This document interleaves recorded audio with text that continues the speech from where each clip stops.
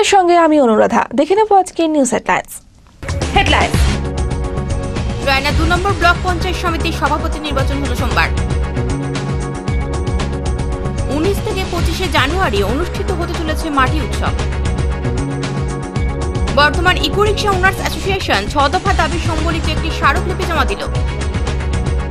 চেন্নাইয়ে মাল্টিন্যাশনাল কোম্পানিতে কর্মরত সাধনপুরের সিনহা পরিবারের একমাত্র সন্তান লিকা সিনহার অবশেষে বাড়ির সাথে যোগাযোগ হয়। আসছি বিস্তারিত খবরে। রায়না ২ নম্বর ব্লক পঞ্চায়েত সমিতির সভাপতি নির্বাচন হলো সোমবার।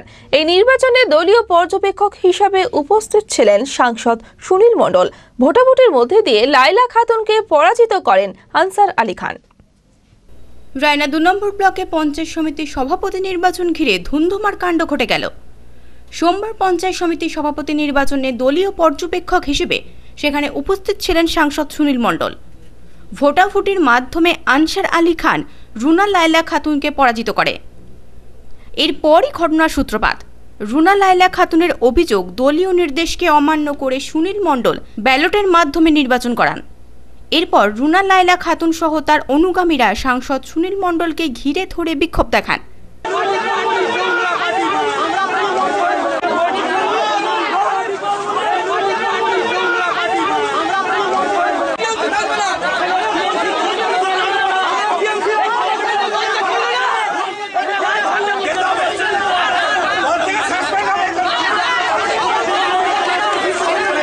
আমাদের যে বিক্ষোভ রায়না ২ পঞ্চায়েত সমিতির সভাপতি নির্বাচনের সময়সূচি ছিল, সেই নির্বাচনের সময়সূচি অনুযায়ী আমাদের জেলার সভাপতি, তৃণমূলের জেলা সভাপতি মাননীয় স্বপন দেবনাথ মহাশয় একটা লিখিত লেটার পাঠিয়েছিলেন রাজ্য নেতৃত্বের অর্ডার নিয়ে, যে আমাদের রায়না ২ পঞ্চায়েত সমিতির সভাপতি আমাদের দল থেকে রুনা লায়লা খাতুন শেখকে মনোনীত করা হয়েছে। সেই লিখিত নিয়ে মাননীয় পর্যবেক্ষক এমপি সুনীল কুমার মণ্ডল মহাশয় এসেছিলেন এবং আমাদের ২২টা পঞ্চায়েত সমিতির, তৃণমূলের ২২টা পঞ্চায়েত সমিতি প্রার্থীর সঙ্গে আলোচনা করেছেন। উনি ওনার বক্তব্য বলেছেন, দল এটা সিদ্ধান্ত করেছে রুনা লায়লা খাতুন শেখকে, তাহলে আপনারা দলের বাইরে যদি যেতে চান তাহলে ভোট করান। কিন্তু দলের বাইরে অনেক সদস্য, আনসার আলীর নেতৃত্বে অনেক সদস্য দলের বাইরে গেছেন, ভয় গেছেন। এবং আনসার আলীর সঙ্গে যেটা অতীতে পঞ্চায়েত সমিতির সভাপতি শেখ আব্দুল আলিম খুনে মূল অভিযুক্ত যারা, সেই দুষ্কৃতীদিকে নিয়ে আনসার আলী নেতৃত্ব দিয়ে দলকে অবমাননা করে ভোটাভুটি করেছে, দিয়ে ১৩টা আনসার আলীর পক্ষে ভোট পড়েছে। কিন্তু কি কোনো নির্বাচন হলো? আমাদের সভাপতি মনোনীত বিডিএ প্রশাসনিক রুলস অনুযায়ী প্রশাসন ভাববেন, আমাদের দলের রুলস অনুযায়ী আমাদের কোনো সভাপতি গাড়ি আমরা এই জন্যই, আমাদের জনগণ এই জন্যই আটকেছে, আমাদের দলের ছেলেরা এই জন্যই আটকেছে। যেটা হচ্ছে আমরা সাংসদকে আমাদের বক্তব্য, যে দলের আমরা তৃণমূল পার্টি মামাটি মানুষের পার্টি করছি, তাহলে মামাটি মানুষের নেতৃত্ব অনুযায়ী, অর্ডার অনুযায়ী তাহলে কাজ হচ্ছে না, তারা দলের বাইরে যাচ্ছে কেন? উনি বলেছেন যারা দলের বাইরে গিয়ে এই ভোটাভুটি করেছেন তাদেরকে আমি দল থেকে সাসপেন্ড করব, সে কথা আমি দিয়ে যাচ্ছি। আমরা একটা আমাদের বক্তব্য আমরা সাংসদকে বলেছি বা পর্যবেক্ষককে বলেছি, যদি দলের বাইরে যারা এরকম কাজ করলো খুনিদিকে নিয়ে, তারা যদি সাসপেন্ড না হয়, তাহলে আমরা রায়না ২ বিধানসভা এতদিন যারা পার্টিটা আমরা করছিলাম, আরও সদস্য, আরও অঞ্চল নেতৃত্ব, যে সমস্ত পুরনো কর্মী আমরা আছি দীর্ঘদিন যারা পার্টিটা করছি, তাহলে আমরা আজ যদি দলের সন্ধ্যাবেলার মধ্যে না জানতে পারি আমরা স্বেচ্ছায়, তাহলে আমরা দলে থাকবো কি না সেটা আমরা আগামী দিনে ভাববো। এ ব্যাপারে সাংসদ সুনীল মণ্ডল বলেন, দলীয় শৃঙ্খলা ভঙ্গ করলে দল তার উপযুক্ত ব্যবস্থা নেবে। ১৩ জন যারা আমাদের বিপক্ষে ভোট দিয়েছে পার্টি ডিসিশন উল্লঙ্ঘন করে, আমি সবাইকে বলেছি এবং ওদেরকে উপর আমাদের রাজ্য নেতৃত্ব এবং স্বপন দেবনাথ নিজে তিনি বলেছেন যে যদি দলের বিরুদ্ধে কাজ করে তাদেরকে দলে রাখা হবে না, দল থেকে বসে। মনোজিৎ পোদ্দারের রিপোর্ট, আনন্দবার্তা। চোখ রাখবো পরবর্তী খবরে। ১৯ থেকে ২৫ জানুয়ারি অনুষ্ঠিত হতে চলেছে মাটি উৎসব।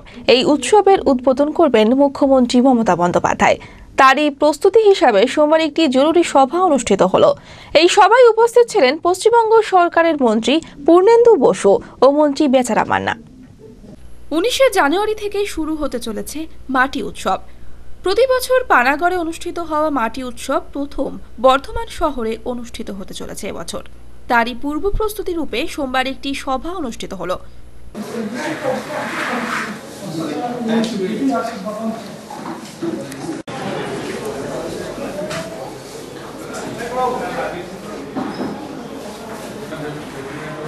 19 থেকে 25 জানুয়ারি পর্যন্ত চলা এই মেলায় যাতে কোনোরূপ অসুবিধার সম্মুখীন না হয় আগত দর্শনার্থীরা, সেদিকে বিশেষ নজর দেওয়ার জন্যই এই সভার আয়োজন করা হয়।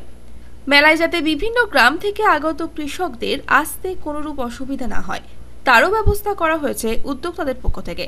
সভায় উপস্থিত শ্রম দপ্তরের মন্ত্রী পূর্ণেন্দু বসু জানান, মেলার উদ্বোধন করবেন মুখ্যমন্ত্রী মমতা বন্দ্যোপাধ্যায়। এই সভায় উপস্থিত ছিলেন মন্ত্রী বেচারাম মান্না সহ বিশিষ্ট ব্যক্তিবর্গ। আজকে আমাদের বসার প্রধান যে কারণ ছিল সেটা হচ্ছে যে ডিএম বর্ধমান তিনি দায়িত্ব নিয়ে কাজ করেন এবং অন্যান্য বিভিন্ন ডিপার্টমেন্ট যারা রয়েছেন পিডব্লিউডি শুরু করে সকলে, আমরা সবাইকে যতগুলো ডিপার্টমেন্ট এই মেলার সাথে যুক্ত, ধরুন আপনার পিএইচই, পাওয়ার, বিভিন্ন লাইন ডিপার্টমেন্ট এগ্রিকালচারের, এই সবগুলো তারা সবাই মিলেই আজকে আধিকারিকরা এখানে এসেছিলেন। সিকিউরিটির ব্যবস্থা, ট্রাফিকের ব্যবস্থা, রাস্তাঘাট যেগুলো ময়লা আছে সেগুলো যাতে সরিয়ে ফেলা যায়, একটা ভালো লুক দেওয়া যায় এবং যে কাজগুলো অসমাপ্ত আছে সেগুলো যাতে তাড়াতাড়ি করা হয়। আজকের মিটিং থেকে আমাদের আধিকারিকরা, কৃষি দপ্তরের ডাইরেক্টর শ্রী পরিতোষ ভট্টাচার্য তিনি এবং আরও সকলেই যাচ্ছেন।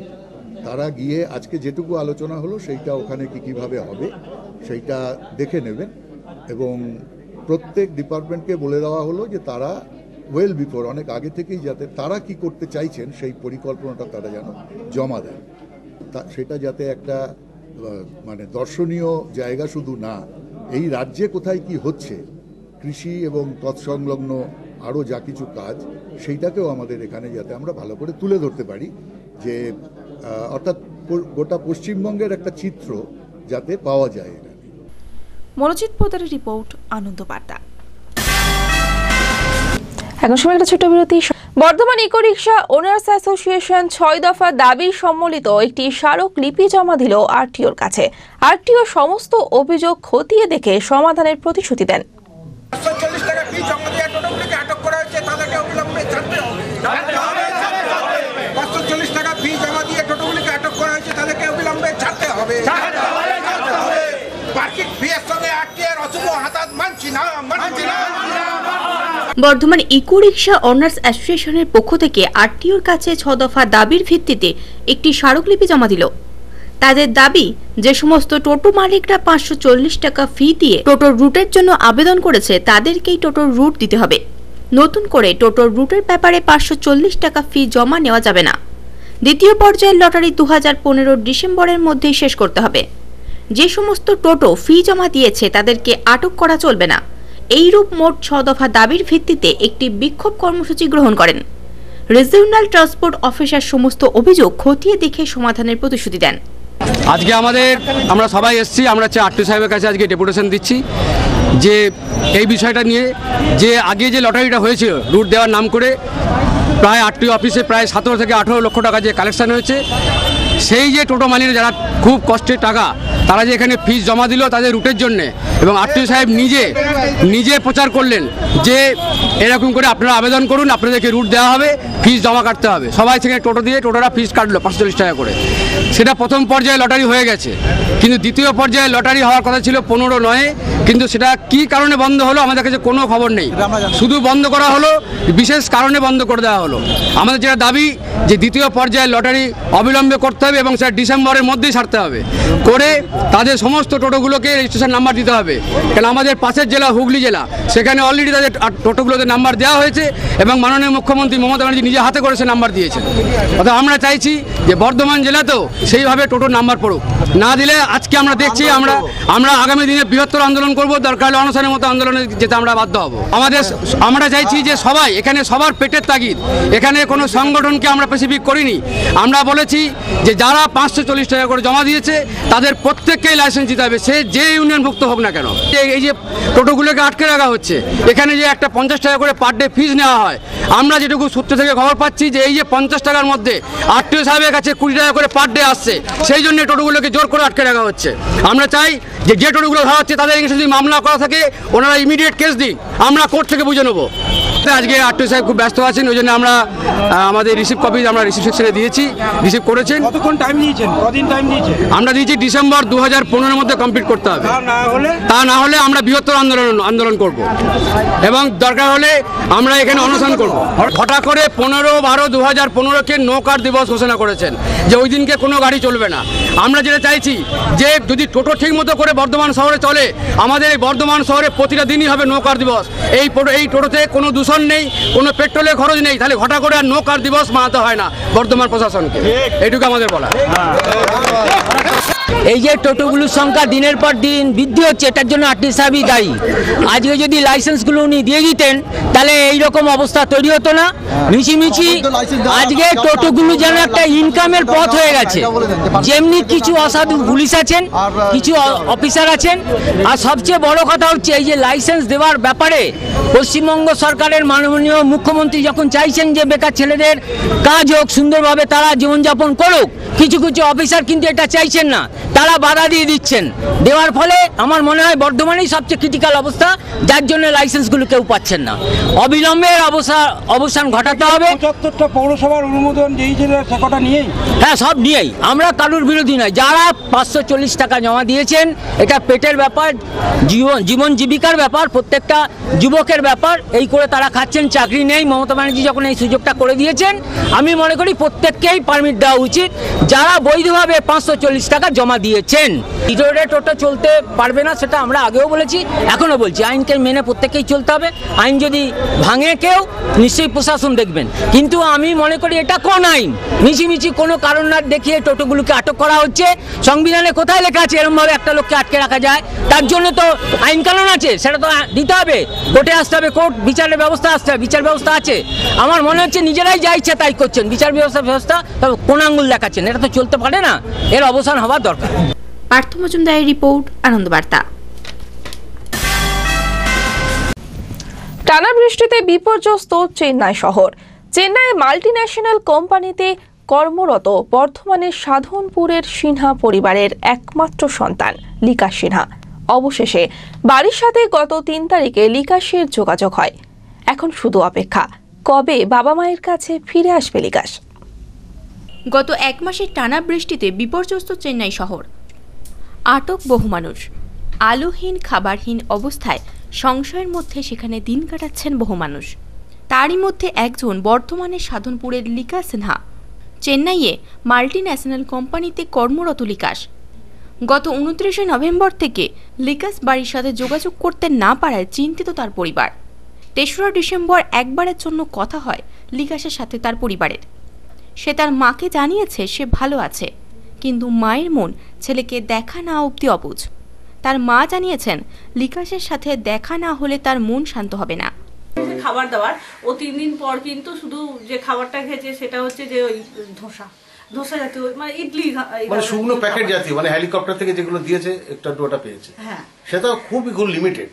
সারাদিনে এক প্যাকেট খাবার খেয়ে। দোকান পাশারি কিছু তো খোলা নেই, সব তো জলে একদম ভরে গেছে। বিস্কুট ফিস্কুট কিছুই নাই। ও অফিসে বাইক নিয়ে, নিজের বাইকে অফিসে যায়, কিন্তু অফিসে ও ব্যাগও নিয়ে যায়নি। ও ভাবছে যে আমি যাবো, আবার বৃষ্টি হলে চলে আসবো। ওর শিফট ছিল 2 থেকে 11টা, রাত্রি 11টা। তো রাত্রি 11টা যখন বাড়ি ফিরবে তখন প্রচন্ড বৃষ্টি হচ্ছে। ওর মা, আমি বৃষ্টি পড়ছে, কাল সকালে যাবো। নাইট ডিউটি করে, ন্যাচারালি অভ্যাস আছে। তা আমি বললাম ঠিক আছে বাবা, অফিসে থেকে যা, এরকম তো অবস্থা শুনছি টিভিতে, তা সকালে আসবি। সকালে আর বেরোতে পারছে না, 130 জন আটকে গেছে, এতই জল হয়ে গেছে, মানে বাইক তো চলবেই না। তখন বলছে মা কি করবো তাহলে? তা আমি বললাম এক কাজ কর, অফিসেই থেকে যা, কারণ ওদের তো অফিসগুলো বড় বড় বিল্ডিং, ন্যাচারালি জলে ডুববে না, 2তলায় ডুবলে 3 তলায় চলে যাবে, এরকম আর কি একটা ভাবনা ছিল। তারপরে তো মানে ও 3 দিন পরে বললো যে মা আমাদের তো এখানে খাবারও শেষ, লাইট চলে গেছে, মানে জেনারেটর আর চলছে না, এখান থেকে সবাইকে বার করে নিয়ে চলে যাচ্ছে। তখন আমি জানি ও তো সাঁতার জানে না, কোনোদিনই পুকুরে জলে নামিনি। ন্যাচারালি প্রচন্ড ভয় যে ওই মানে যদি বাই চান্স ডিঙিটা উল্টে যায় তাহলে আমার ছেলে কি করবে, এই যে ভয়টা, মানে তখন ওই শিব বাবা, যে ভগবানের হাতে ছাড়া কিছুই নেই, এই আর কি ব্যাপারটা। কবে এই ঝড় কাটিয়ে লিকাশ তার বাবা মায়ের কাছে ফিরে আসে সেদিকেই তাকিয়ে রয়েছেন তারা। ডিসেম্বরের 3 তারিখে যখন ওই ফেসবুকে ওয়েব ক্যামেরাতে যখন ওর সঙ্গে দেখা হলো, দিয়ে কথা বললাম, তখনই আমাদের একটা স্যাটিসফাই আমরা হলাম যে যাক ছেলেটা সুস্থ আছে, ভালো আছে। তখন হোটেলে তখন ওই টাওয়ারটা ছিল, তখন ও ল্যাপটপটা খুলতে পেরেছিল এবং হোটেল থেকে ওই ল্যাপটপেই আমাদের সাথে ফেসবুকে প্রথম কানেক্ট হয় 3 তারিখে। ওই 29 তারিখ থেকে 3 তারিখ পর্যন্ত যোগাযোগ বিচ্ছিন্ন ছিল। 3 তারিখে ওই রাত্রে গিয়ে রাত 9টার সময় ওর সঙ্গে ফেসবুকে কথা হলো। মনোজিৎ পোদ্দারের রিপোর্ট, আনন্দবার্তা। এখন সময় আরো একটা বিরতি। ফিরে এলাম বিরতির পর। সোমবার মোহনবাগান মাঠে আন্তঃ কলেজ মহিলা কবাডি প্রতিযোগিতা অনুষ্ঠিত হলো। মোট 11টি কলেজ এই প্রতিযোগিতায় অংশগ্রহণ করেন। এই প্রতিযোগিতার মধ্যে বাছাই করা 12 জন মেয়ে ইন্টার ইউনিভার্সিটি ইস্ট জোনে অংশগ্রহণ করবে।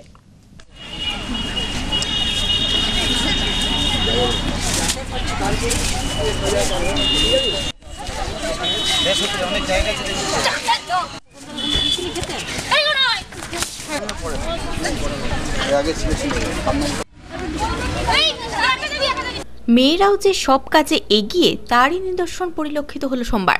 বর্ধমান মোহনবাগান মাঠে আন্তঃ কলেজ মহিলা কবাডি প্রতিযোগিতা অনুষ্ঠিত হলো। বর্ধমান বিশ্ববিদ্যালয়ের অন্তর্গত মোট 11টি কলেজ অংশগ্রহণ করে এই প্রতিযোগিতায়। প্রতিযোগিতার মধ্যে বাছাই করা সেরা 12 জন মেয়ে ইন্টার ইউনিভার্সিটি ইস্ট জোন খেলায় অংশগ্রহণ করতে পারবে। মেয়েদের জন্য বিশেষ এই সুযোগের জন্য আনন্দিত সকলে। কোন কোন টিমে খেলা হচ্ছে? এখানে আপাতত এখন মোটামুটি এসেছে হুগলি, চন্দননগর, আমাদের বর্ধমান কলেজের থেকে এমইউসি আছে ওমেন্সে, তাছাড়া কাটুয়া এসেছে।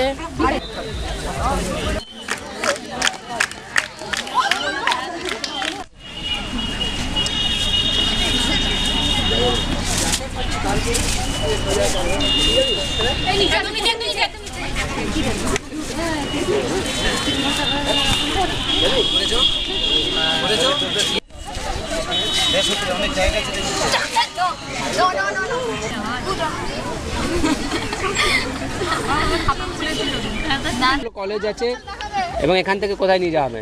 বর্ধমান বিশ্ববিদ্যালয়ের অন্তর্গত যে সমস্ত কলেজ আছে তাদের নিয়ে আন্তঃ কলেজ কাবাডি উইমেন প্রতিযোগিতা চলছে। মোট 11টা কলেজ এই প্রতিযোগিতায় অংশগ্রহণ করেছে। আজকে খেলা হচ্ছে শুধু মেয়েদের, আগামীকাল হবে ছেলেদের খেলা হবে কাবাডি। এই মেয়েরা এখান থেকেও সিলেকশন ট্রায়াল হবে। সিলেকশন ট্রায়াল খেলতে যাবে আগামী 15 তারিখ, ইস্ট জোন খেলতে যাবে। তারপর ইস্ট জোনে আমাদের 2 বছর আগে আমরা ইস্ট জোন চ্যাম্পিয়ন হয়েছিলাম মেয়েদের কাবাডিতে। সেখানে যদি আমরা 1 থেকে 4-এর মধ্যে হই তারপর আমরা অল ইন্ডিয়া হচ্ছে খেলতে যাবো। গৌরব কোনারের রিপোর্ট, আনন্দবার্তা। চোখ রাখবো অন্যান্য খবরে।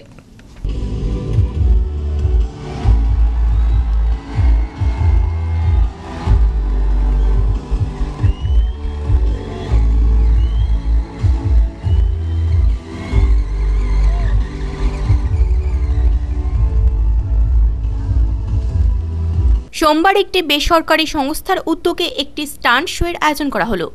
বর্ধমান টাউন হল ময়দানে প্রদর্শনীটির আয়োজন করা হয়। যদিও প্রদর্শনীটির মূল উদ্দেশ্য হল সংস্থা প্রসারের পাশাপাশি বর্তমানে 2 চাকা গাড়ি চালানোর সময় নিরাপত্তার ব্যাপারেও জানানো হয়। বর্তমানে যে হারে গাড়ি চালানোর প্রবণতা বেড়ে চলেছে তাতে সংস্থার এই প্রচার ভালো সাড়া দেবে বলে আশাবাদী তারা।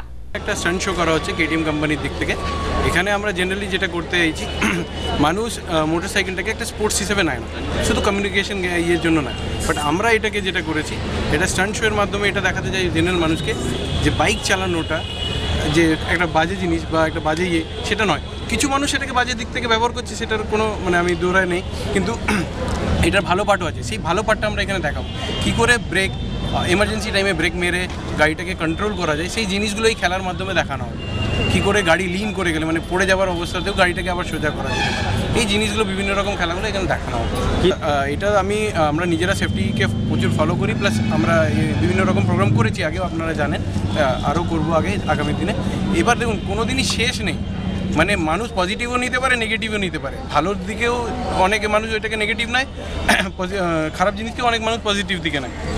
আমরা এখান থেকে একটা পজিটিভ ফিডব্যাক দেবো সবাইকে, দেখাতে চাইছি যে জিনিসটাকে স্টান্ট জ্যাকেটগুলো, আমরা যদি গার্ড হেলমেটগুলো যদি পরা হয়, অ্যাক্সিডেন্টের যে পরের যে ঘটনাটা যে পার্সেন্টেজটা লাগে সেটার থেকে অনেকটা বাঁচা যায়। সেফটি সিকিউরিটি একদম। গৌরব কোনারের রিপোর্ট, আনন্দবার্তা। খবর শেষ করার আগে নিউজ হেডলাইন্স আরো একবার। হেডলাইন্স: ব্লক পঞ্চায়েত সমিতির সভাপতি নির্বাচন হলো সোমবার। 19 থেকে 25 জানুয়ারি অনুষ্ঠিত হতে চলেছে মাটি উৎসব। বর্তমান ইকো রিক্সা ওনার্স অ্যাসোসিয়েশন 6 দফা দাবি সম্বলিত একটি স্মারকলিপি জমা দিল। চেন্নাইয়ে মাল্টিন্যাশনাল কোম্পানিতে কর্মরত সাধনপুরের সিনহা পরিবারের একমাত্র সন্তান লিকা সিনহার অবশেষে বাড়ির সাথে যোগাযোগ হয়। আপনারা দেখছেন আনন্দ বার্তা।